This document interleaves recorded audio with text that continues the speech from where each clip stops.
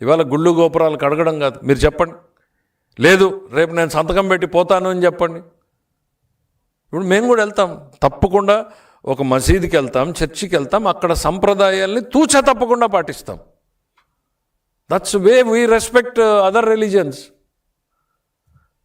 ఆయనకు అది లేదు అనేది చాలా స్పష్టంగా చెప్పారు. రిపోర్ట్లు వస్తే తొక్కిపెట్టారు. నేను చెప్తున్నాను కదా, వాళ్ళకి ఇది ఒక కమర్షియల్ ట్రాన్సాక్షన్, ఒక కమర్షియల్ ట్రాన్సాక్షన్ లాగా, ఒక వ్యాపారంలాగా చేశారు తప్ప తిరుమల పవిత్రతని, ఆ దేవదేవుడిని పవిత్రతని కాపాడాలని అన్న ఆలోచన ఏ కోణంలోనూ ఉన్నట్టుగా ఎక్కడ ఈ రిపోర్టు చూసినా కనపడాల. తప్పులు తప్పులు తప్పులు తప్పుల మీద తప్పులు. 219 పేజీల నివేదికలో తప్పుల మీద తప్పుల్ని ప్రస్తావించింది. నేను ఆ డీటెయిల్స్లోకి అన్నింటిలోకి పోలేదు, ఎందుకంటే లెంగ్తీ అవుతుంది. తప్పుల మీద తప్పుల్ని ప్రస్తావిస్తూ 219 పేజీలు. ఇందులో దుర్మార్గం జరిగింది, అపచారం జరిగింది, భక్తుల మనోభావాలకి భంగం కలిగించాలనేటువంటి కుట్ర కూడా ఉంది అనేటువంటిది కూడా ఇందులో ప్రస్తావన ఉంది. చదువుకోండి మీరు, నేనేం చెప్పట్లేదు కదా. ఈ కుట్ర కోణంలోనే వీళ్ళందరూ కలిశారు, ఎవరు ఎట్లా చేశారు అనేటువంటిది రిపోర్ట్ చదువుకోండి ఒకసారి. Thank you. అదే కదా ఇంతసేపు నేను చెప్పింది ఏంటంటే, సార్ నేను ఒక్కటే చెప్తున్నా, ఎన్డీడీబీ క్లియర్గా జంతువుల కొవ్వు ఉంది అని చెప్పింది.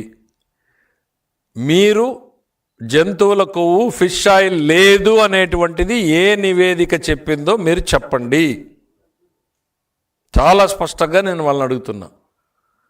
టాలో అంటారు ఇంగ్లీష్లో, టాలో ఫిష్ ఆయిల్ లేదు అనేది ఏ నివేదిక చెప్పిందో మీరు చెప్పండి. చెప్పండి, వాళ్ళనే చెప్పమనండి, అదే చెప్పండి. ఫలానా సిబిఐ టాలో లేదు, ఇందులో ఫిష్ ఆయిల్ లేదు, ఈ ఛార్జ్షీట్లో అది చెప్పిందని చెప్పమనండి, ఈ రిపోర్ట్లో చూపించమనండి. టాలో ఈజ్ ది వర్డ్,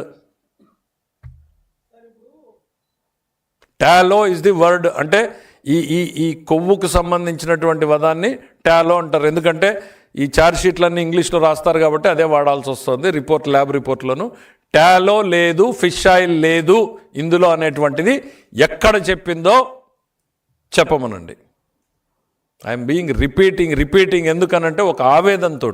మామూలుగా నా ప్రెస్ మీట్లు 7 నిమిషాలకు మించి నేను మాట్లాడను, ఇంతసేపు మాట్లాడానంటే ఆవేదనతో ఇది వాళ్ళకి ఎక్కుతుందా లేదా అనేటువంటి దానికోసమే చెప్తా ఉన్నా.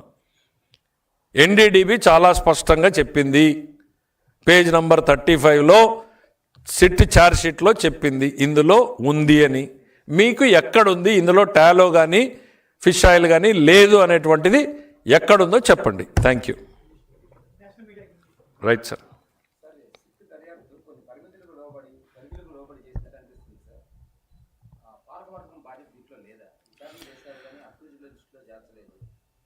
సార్ నన్ను అడిగితే మీరు అడిగినట్టుగా రెస్పాన్సిబిలిటీ అల్టిమేట్లీ లైసెన్స్ పాలకవర్గం. సో అందుకే ఇప్పుడు గవర్నమెంటు ఆ రిపోర్ట్ని వాటిని రేపు గౌరవ ముఖ్యమంత్రి గారు టూర్ నుంచి వచ్చిన తర్వాత స్టడీ చేసి ఫర్దర్ కోర్స్ ఆఫ్ యాక్షన్ ఏంటి అనేటువంటిది మనం ఆలోచించుకోవాలి. ఎందుకనంటే you are also very concern, నాకు అర్థమవుతూ ఉంది. ఈ రాష్ట్రంలో ఆ కన్సర్న్ అనేది చాలామందికి ఉంది. సో దీనికి ఫర్దర్ కోర్స్ ఆఫ్ యాక్షన్ ఏంటి అనేటువంటిది గౌరవ ముఖ్యమంత్రి గారు వచ్చిన తర్వాత విస్తృతంగా డిస్కషన్ చేసిన తర్వాత మాత్రమే డిసైడ్ చేసుకోగలం. ఇట్ ఈజ్ లీగల్గా ఒకవైపు, మరోవైపు దేవుడి పవిత్రతకి సంబంధించింది, ప్రజల మనోభావాలు ఒకవైపు, ప్రభుత్వం, ఇవన్నింటినీ బ్యాలెన్స్ చేసుకుంటూ చేయాల్సినటువంటి అవసరం ఉంది. కాబట్టి వచ్చిన తర్వాత వైడర్ కన్సల్టేషన్ తర్వాత మాత్రమే further course of action decide చేయగలుగుతాం. Thank you. ఇంగ్లీష్.